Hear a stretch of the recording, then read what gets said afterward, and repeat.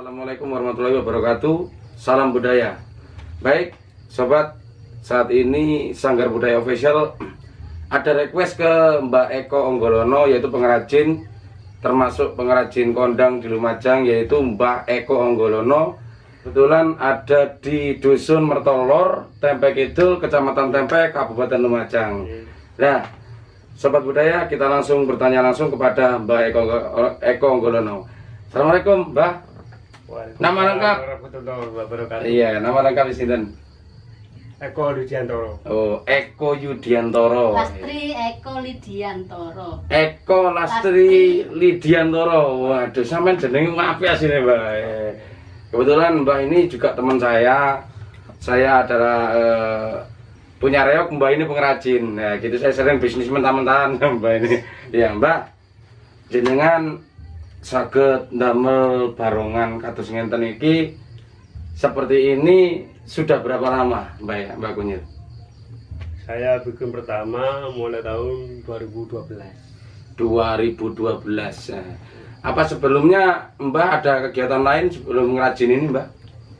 Sebelumnya seperti belajar kaligrafi, suka ngajar-ngajar di sekolah, ngajar kaligrafi.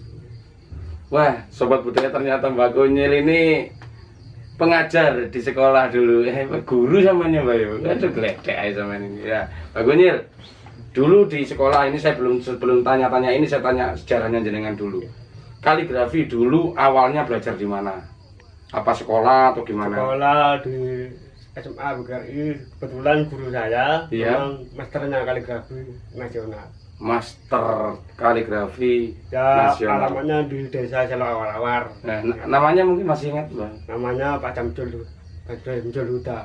Pak Samsul Huda, Tasik Gesang loh, Mbak. Ya. Tasik sehat beliaunya. Salam Pak Samsul Huda, ini ada muridnya mungkin barangkali lihat ya. Terus Mbak, saya tanya lagi yang bikin penasaran, Mbah dulu mengajar di sekolahan mana? Dulu ngajar di Pondok Anur Tempe. Anur Tempe ya, Mbak. Ya, yang kedua di MI Nurul Islam Tempe. MI Nurul Islam Tempe. Mbah, sampean kok moro-moro setelah mengajar di situ itu apakah ada kebosanan Mbah itu mengajarkan ke murid apa sehingga sampean itu beralih ke barongan ini, pengrajin barongan? Tentunya tidak ada kebosanan. Dulu waktu saya bermain di Ponorogo dikaji bakalan kayu tangkring, lalu disuruh kerjakan, disuruh bawa pulang. Oh, dulu awalnya berarti tidak sengaja ini ya. Mbah berhenti dari mengajar itu sekitar tahun berapa? Tahun 2015. 2015. Sebenarnya tidak rindu ndak Mbah untuk mengajar lagi sebenarnya? Sebenarnya ada panggilan, berhubung keadaan sekarang kayak gini, jadi tidak bisa masuk. Gitu. Ada di sekolahan. Ya wes ya. Guys, sobat budaya, sebenarnya Mbah Kunyil ini sebelumnya menjadi pengrajin, ternyata beliau adalah pengajar di salah satu pondok di Tempe. Dan sekarang Mbah Kunyil ini resign dulu sementara, sebenarnya ada panggilan cuma belum bisa ya guys ya, karena ada masalah pandemi seperti ini. Mbah, sampun kula tanget masalah niku. Saniki kula tanget jenengan mau ngomong kok tutup Ponorogo barang niku lho. Apa sampean dulu di sana ada apa jenengan ke Ponorogo kok moro-moro bawa bakalan pulang itu? Ya sebenarnya nggak sengaja. Maunya itu mau mondok. Mau mondok agama, belajar agama. Pesantren maksudnya. Terus? Ternyata di jalan B ketiduran. Aduh, Mbak iki lho nek tak takon aduh, ketiduran, Mbak. Ya Allah, Sampai di iki. Ponorogo. Terus? Ya duduk sama orang sana, orang tua sana. Sobat budaya, ini ceritanya berawal dari ketiduran. Iya. Sampai itu mau mondok kemana, Mbak? Kok sampai ketiduran sampai ke Ponorogo itu loh? Gimana ceritanya? Tujuannya mondok itu sebetulnya di Jombang, Tebuireng. Jombang Tebuireng kan ngulone sik ado, Mbak. Iya. Iya. Terus sampai ketiduran itu enggak kaget tiba-tiba ada di Ponorogo itu, Mbak? Ya kaget, sampai di terminal Jenangan saya kaget. Oh iya. Banyak di sana, ini sampai di mana? Terminal Jenangan. Jenengan Ponorogo. Jenangan Ya? itu mana? Iya, terus. Ponorogo, Mas. Jauh kali Pak. Iya. Terus Mbah Kunyil sampai di Jenengan itu siapa yang sampean tuju saat itu di Ponorogo? Nah di situ sampai berjalan jauh. Mm-mm. Datang aja ternyata di sana ada pesaran di tengah sawah. Pesarian guys, pesarian itu sebenarnya adalah makam, bisa juga disebut petilasan atau petiduran dari sesepuh Ponorogo, Mbak. Niku makam sinten teng mriku niku, Mbak? Pesarian sinten? Di sawah itu makamnya yang satu makamnya Mbah Anggojoyo, yang kedua makamnya Mbah Anggolono. Oh, berarti ada di desa Anggolono itu ya, Ya Mbak? di sawah sana. Oh, Di desa Golan. Nggak jauh, Mbak, dari Jenangan ke Anggolono itu nggak jauh. Jalannya jauh berkilo-kilo. Jenengan berjalan itu Iya jauh. tanpa tujuan ya, Mbak ya. Tanpa tujuan. Terus nyuwun sewu, Mbah. Makam jenengan teng pundi niku? Pasan waktu niku. Kalau makan seadanya yang ada di jalan-jalan. Ya Allah, nggih Mbah, jenengan kan berjalan jauh ya berkilo-kilo. Ya, Berkilo-kilo. Makamnya itu seadanya, ya nggih. seadanya. Berapa hari jenengan perjalanan itu sampai tembus ke Anggolono, padahal dari Jenangan ke Anggolono itu jauh. Ya. Berapa hari, Mbah? Sebenarnya tidak sampai 1 malam. Berjalan Saya terus tidak tidak berhenti. merasa, ya, padahal jauh sekali. Saya sendiri tidak merasa. Tidak merasa jauh. Tidak merasa jauh. Wah, itu suatu Padahal di anugerah. orang di sana di sawah Mm-mm. ternyata jauh sekali dari Jenangan. Waduh, nah, setibanya di sana itu sudah 1 hari, Mbak ya. Ya. Terus waktu di makam itu jenengan itu tidak sengaja atau gimana ke pasarean itu kok Tidak tiba-tiba? sengaja karena tidak ada tempat untuk tidur atau tempat untuk berteduh. Nggih, monggo dijelaskan untuk pertolongan pertama ke siapa? Ya. Dari siapa? Tidak ada tempat untuk menginap. Nggih. Jadi seadanya sudah tidur di pondok-pondok sawah. Mm-mm. Maka seadanya. Mm-mm. Itu loh guys, sahabat budaya, jalan suatu ilmu ditempuh tidak sengaja. Nggih, Mbah.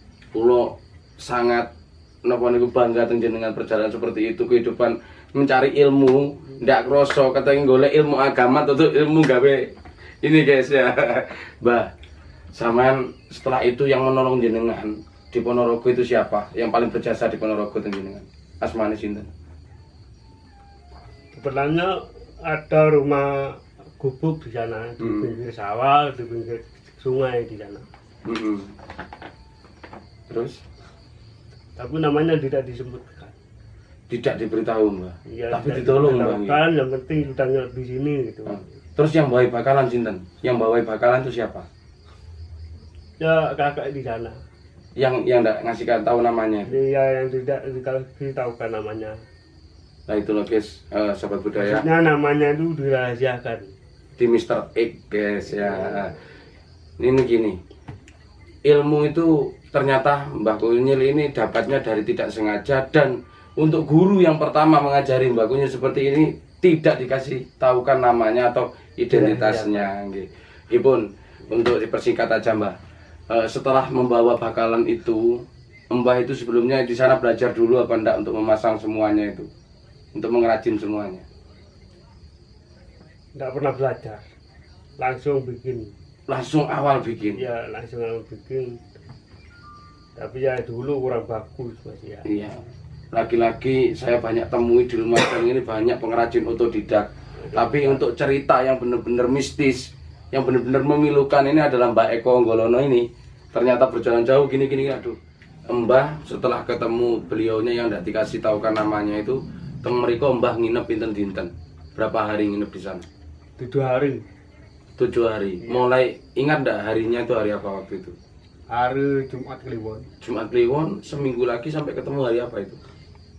Sampai hari Minggu.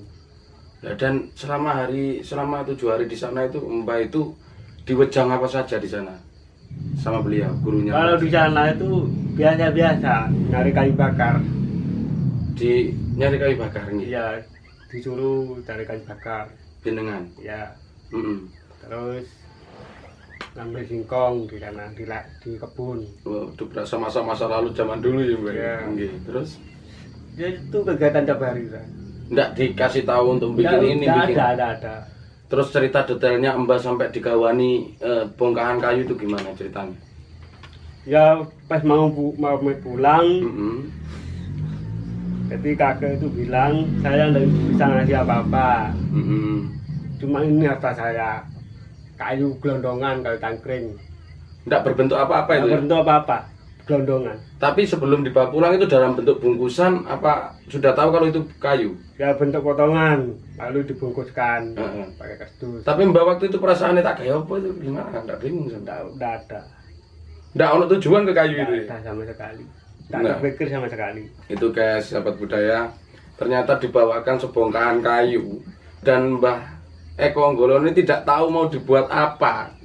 Terus sampean bawa pulang itu untuk pulangnya kembali ke Lumajang maksudnya. Mbah itu naik apa atau diongkosi siapa? Nggak ada yang ongkos. Nggak ada yang diongkosi. Nah gitu ya. Mbah, niki kula penasaran ini digali terus ini ternyata panjang ceritanya Mbah Eko Anggolo. Disingkat. Nggih. Mbah, setelah jenengan wangsul nggih, tadi kan wangsul dari Lumajang itu naik apa Mbah? Ke Lumajang lagi itu. Kalau dari Golan, dari sawah maksudnya, Iya, itu saya berjalan. berjalan nih. Wah, begitu beratnya bongkahan itu. Iya. Terus Itu udah terasa sampai perbatasan Ponorogo dan Trenggalek. loh, sama berjalan enggak kerasa sampai ke Trenggalek perbatasan dengan Ponorogo itu di alas itu Mbak. Ya di hutan Galek. Di hutan Galek itu ya? Ya, hutan Maling Angker. Ya saya pernah di Trenggalek guys, mau ke Ponorogo balik guys enggak sanggup. Jadi tutup nih Trenggalek ya. Oke. Terus Mbak setelah di hutan Trenggalek itu apa langsung cari angkutan umum atau memang ada yang ngantarkan ke Lumajang atau gimana Mbak?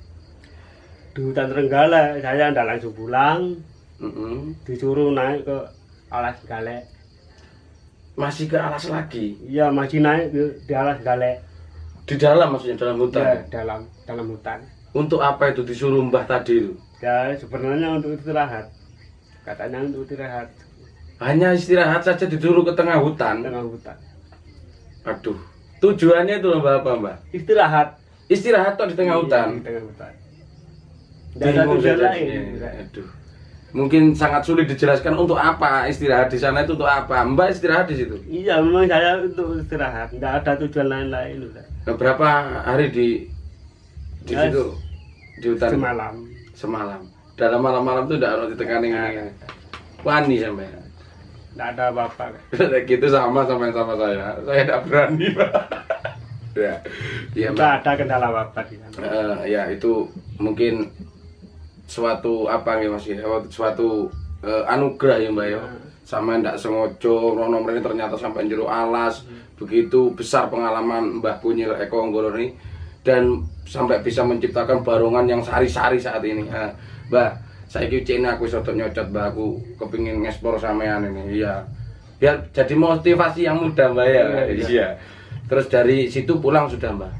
Dari situ pulang. Pulang. Cuma dikasih saku apa? Apa? Daun. Daun. Ya. Daun ini tidak boleh dibuka. Terus Daun itu dikasihkan saya. Setiap lembar ada bungkusnya. Jadi tidak boleh disatu. Setiap lembar Oke. ada bungkusnya. setiap lembar ada bungkusnya. Iya, ada bungkusnya. Titik poin ada di daun itu guys. Iya. Daun itu yang ngasih sinten. Yang ngasih kakak yang ada di alas Trenggalek. Berarti ada sesosok lagi. Ada guru lagi. Ada guru lagi dari Trenggalek ngasih itu. Hanya disuruh tidur dikasih daun. Terus Mbak daun itu sama bawa terus gimana? Nah, pas dari Trenggalek bisa naik bis ke Lumajang. Nah ini guys, dari Trenggalek sudah perjalanan ke Lumajang. Terus Mbak? Dari sana Hmm, sampai Wonorejo saya kasihkan satu bungkus uang daun. daun itu. Tidak boleh dibuka. Daun dibuka. Terus Ya, kasihkan udah. memang dari atas hutan tadi Mbak disuruh ngasihkan ya uang itu. Iya. Apa Nggak daun boleh disuruh dibuka. ngasihkan tapi nggak usah dibuka. Tidak boleh dibuka, langsung dikasihkan. Terus katanya supirnya tadi gimana? Dia katanya kondekturnya. Tidak tahu, saya turun udah. Turun. Sisi Mbak. Sama yang dikasih daunnya itu berapa lembar Mbak? 5 lembar. 5 lembar. Itu berbentuk daun apa sama tahu enggak? Tidak tahu karena tidak boleh dibuka. Oh, dalam bentuk bungkusan berarti? Iya, tidak boleh dibuka. Terus sampean setelah perjalanan blablabla sampai di Lumajang, sampean disuruh ngasihkan itu tanpa Iya. harus membuka bungkusan Tanpa itu. harus dibuka, kasihkan satu bungkus itu. Terus ngomongnya ke kondektur tuh gimana, men? Tidak tahu, katanya kelihatan uang gitu. Oh, Nggak katanya tahu. gitu. Jadi setelah sampean kasihkan itu pulang sudah ke rumah, Iya. naik kapal lagi. Dari Terminal Wonorejo Iya. naik bis lagi jurusan Pasirian gitu. Oh, Jalan Pasirian berhentinya di Tempe. Iya. Ya. Terus Mbah, Wonorejo naik bis lagi ke Sampai. jurusan Tempe nggih. Ya, Sampean kasihkan uang apa bayar pakai itu lagi? ya karena ada sitanya. Iya. Kasihkan lagi. Sekian lagi Ya, turun. turun naik becak. Naik becak ya, Ya, zaman becak dulu. dulu. Terus bayarnya Ya sama. pakai itu Ya. lagi. Berarti sampai di rumah ada sisa berapa ini? Sisa 2 lembar. 2 lembar. Nah itu kemana yang 2 lembar? 2 lembar itu saya buka tidak ada udah. Oh, sama buka dari bungkusan. Ya, sudah ada. kalau udah dibuka bungkusnya dari uang saku, dari saku. Oh, dari saku itu Ya. ternyata sisa sudah tidak ada. Dari saku itu saya buka tidak ada. Habis. Sampean cari ya, Mbak ya. Ya, Bu? tidak ada. Nah, ya Mbak, setelah sampai di rumah sampean cari kan itu ya. Ya, Nggak sisanya ada. 2 lembar. Terus sampean apa langsung teringat ke bongkahan itu lagi? Nah, bukan itu tidak langsung saya kerjakan. Tidak langsung saya kerjakan. Jenengan simpen dulu. Apa Ya, masih simpen bingung buat dulu. apa ini? Saya simpen dulu sampai ada perintah atau alamat dari sana, dari Ponorogo. Mugi yo bisa anggayo makutaning praja Pranaraga diasta menyang kutha Lumajang, kutha Arya Wiraraja kang sejati. Nah, saya rada ngerti ya masalah seperti itu. Saya ajar ke Mbak Kunyil guys ya. Metuwek ya Mbak ya, ora apa-apa ya. Kan memang bener kata-kata itu kan ya. Diasta menyang kutha mahkotaning praja Pranaraga diasta nang Lumajang yang sejati, Lamajang Arya Wiraraja guys ya. Jadi di sini sekarang begitu banyaknya reok di Lumajang itu. Terus berapa hari Mbah sampai dapat alamat itu berapa hari? Perkiraan 1 bulan. 1 bulan. Monggo Ya, ceritakan. ya dari sana kan cuma Kliwon. Hmm. Jadi alamatnya cuma Kliwon lagi. Ya, ceritakan selama jenengan dapat alamatnya itu berbentuk wujud apa, bisikan apa sehingga sampean kok mau menciptakan cekataan yang begitu ciri khasnya. Banyak orang ya Mbah, mungkin sama-sama garapannya. Banyak. Tapi garapannya jenengan itu beda dengan yang lain Mbah. Ceritakan sampai detail. Ya berbedanya supaya ada ciri khas setiap perajin ya gitu. Selama tembus Jumat Kliwon lagi. Ya cuma bicara Ya napa? biar kayuku dan digarap wis kesok duduk teko masjid Heeh. Jumat Kliwon. Iya. Nggih, Won. Jawab apa ada visualnya, gambarnya seperti ini le gitu. Enggak ada. Terserah saya. Terserah sampean. Terus wujudnya itu apa wujud cuma suara, apa cuma ada wujud manusianya? Apa wujud sosoknya? Wujudnya itu memang kakek saya di sana itu memang ke sini. Oh, kakek itu datang ke sini. Iya datang ke sini, bukan dari mimpi atau apa-apa, bukan. Memang datang langsung. Memang datang ke sini. Itu jedanya berapa menit apa cuma seret hilang lagi? Loh, bahkan di sini sampai ngobrol-ngobrol lama 2 jam. 2 jam. Iya. Sampean tanya waktu itu, saya ini aku tuh nyocot ke sini soalnya penting ini guys ya. Iya. Enggak sampean takoni, sampean numpak opor ini Mbak. Apa ojek online ini sekarang ada? Kan enggak ono Nggak waktu itu ada. ya. Jadi numpak opo Mbak itu? Saya tidak pernah bertanya. Pokoknya teko kaget sama nih. Dia datang, assalamualaikum, duduk. Ya seperti biasa seperti ini. Jagongan kayak aku ngene iki Iya, akrab gitu. ada, Ya. iya. Nah, terus pulangnya itu apa pamit sampean antar ke jalan apa memang pamit aku mau linggir apa gitu? Ya dulu aja belum punya sepeda motor, Hmm. bahkan belum bisa naik sepeda motor. Nggih. Heeh. Jadi kakek saya antar sampai di jalan depan itu. Terus kakek berjalan. Iya, Berjalan sampean tengok terus gini. iya sampai di pertigaan barat sana. Heeh. Terus enggak sampean sempat kejar ke sana. Enggak. Waduh. Dan Terus ke depan sana. setelah itu enggak datang lagi. Ya, Berarti jenengan dititipi itu ya. ditutupi. Nah terus yang saya penasaran lagi sama kok moro-moro negara barongan itu loh. Kok moro-moro terinspirasi bongkahan tadi dibuat barongan tuh gimana ceritanya? Sebenarnya tidak sengaja, yang penting dibikin alatnya pun juga seadanya. Seadanya. Yang buat bikin giginya ini bukan tata dulu, Apa?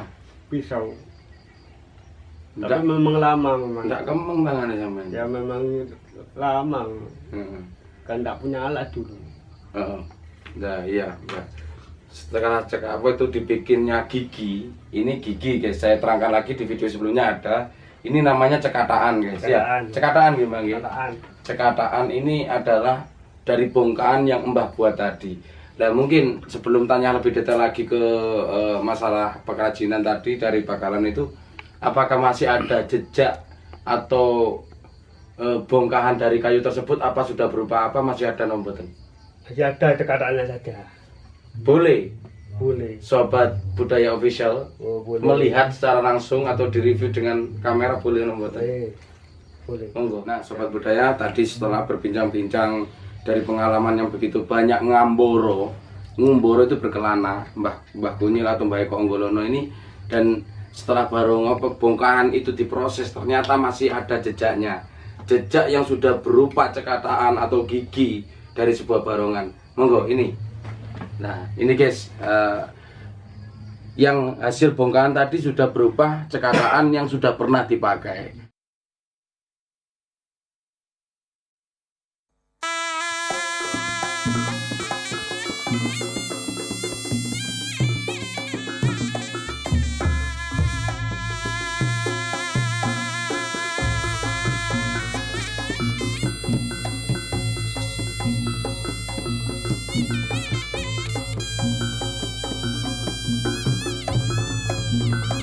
Nah, ini kan sudah berbentuk sebuah cekataan ya Mbak ya, sebuah cekataan. Ini kok gundul, bahkan mancungnya. Kalau untuk masalah view barang-barang dari sebuah barongan di sebelumnya sudah ada, mungkin sobat-sobat budaya sudah tahu. Mancungnya ini untuk ke atasnya kok enggak ada sekarang ini. Apa dulu memang sudah pernah dipakai atau gimana? Pernah jadi, tapi sudah rusak. Oh, sudah rusak. Loh, sudah pernah jadi. Pernah jadi. Mungkin Mbah punya visualnya atau fotonya dulu enggak ada. Tidak ada. Sebelum ada HP berarti ada HP gini ya. Nah, Belum ada HP nggih. Android. Mbah, dulu sudah berbentuk barongan, sudah ada rambutnya nggih Mbah. Ya. Apa pernah dipakai untuk beratraksi atau dibuat pakai barong? Apa sudah pernah? Tidak pernah.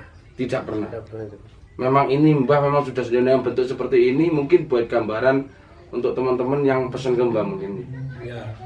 Nah, coro bakunya itu penglaris nih Mbak. Lari. Nah, ini ukuran berapa Mbak? Dulu sebenarnya kecil, ukuran 40. Ukuran 40. Untuk kategori barongan saat ini guys itu relatif kecil. Mungkin reoknya dadak di Lumajang sudah besar-besar. Nggih, cene wis aku rotok nyodot guys. Enggak apa-apa. Soalnya penasaran banget ini. Apakah ada setelah barongan ini jadi, Mbak? Saya melihatnya itu kok serem gitu Mbak. Apa ndak ada sebuah sosok setelah barongan ini jadi atau keanehan dari cekataan ini ndak ada? Dulu pernah kejadian dulu. Ini ceritakan ke sobat budaya secara detail sudah. Ya, pernah kejadian teman saya tidak sengaja masuk di kamar. Nah, ketemunya kok ngeplak di sana. Ternyata Ternyata saya tanya, ada macan kumbang 2. Macan kumbang itu macan koyo apa Mbak? Macan kumbang itu warnanya hitam. Nah, macan hitam guys. Ya, Terus hitam. Mbak? Terus saya kasih minum air putih yang jatuh itu. Yang jatuh itu sampean sembuhkan pakai air putih itu ya. Dengan mediasi apa ilmu khusus dari Mbak mungkin ya? Ya, saya kasih doa. Nah, doa ya Mbak, doa makan, doa minum, doa puasa itu ya Mbak. Iya. Iya, saya enggak tanya itu, nanti saya diurui, nanti banyak ilmunya sama kalah sama saya nanti. Iya. Mbak, ini kok sampean dulu ndak di nyorek barongan jajaran lo ndak siki. Ya opo tangguhe kok ndak punya kepikiran suruh make sampean? Belum ada. Belum ada apa? Belum ada. Belum ada niatan. Belum ada. Hmm. Belum ada kemauan dari isinya. Oh, jadi sosok itu yang ada di dalam ini berupa macan kumbang. Ya. Memang ndak mau untuk dibuat kreasi ya Mbak. Tidak mau. Nah, Sobat Budaya, tadi setelah bincang-bincang tentang pengalaman dari Mbah Eko Anggolono, sekarang kita ke intinya dari profesinya Mbah Eko Anggolono saat ini. Mbak, sampean wis ngrajin kan wis mulai dari 2012 tadi jenengan ngobrol sama saya. Ya. Jenengan untuk pertama kali masih ingat garap nutane sapa sampean? Pertama kali membuatkan punakna Pak Tarjo. Pak Tarjo itu mana, Mbak? Tapi Kidul. Pak Tarjo Tempe Kidul. Maksudnya di jalan itu Slempen itu ya? Ya. Nah, di situ ada juga Bos Rayok, mungkin sekarang sudah tua sekali guys. Mbak, sampean eling ndak kira-kira mulai sampean garap setelah Pak Tarjo sampai sekarang itu berapa barongan?